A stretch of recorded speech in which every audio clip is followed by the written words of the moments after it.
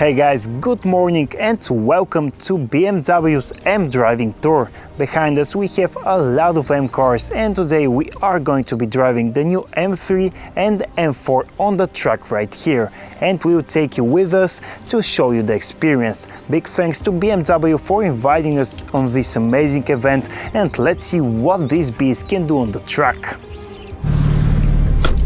So driving the BMW M4 on the track. Now I want to make a disclaimer that I'm by no means a professional racing driver of any sort. I'm a hobbyist just like you guys, so I'm not saying that I'll be pushing the car to its limits, but more likely I will just show you what the car is actually capable of. The first thing I noticed, the M4 kind of sounds deeper inside. I don't know, maybe it's the active exhaust, maybe because this car has the M performance but it doesn't have the M performance exhaust.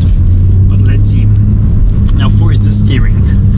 It's much better than the previous model. I own an F car by myself and I think the steering is kind of sucks. This one much more communicative. And let's go full throttle.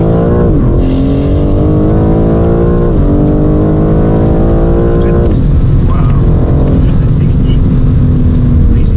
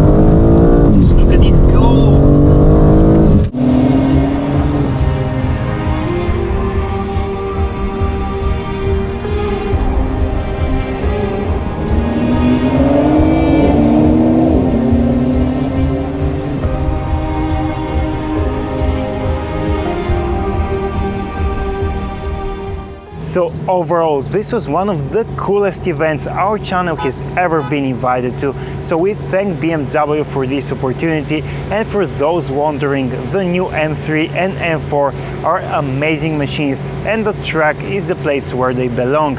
So if you want to get one, just do it, because it's one of the best M cars you have on sale, and it's certainly more than capable of delivering 100% of driving fun here on a track like this.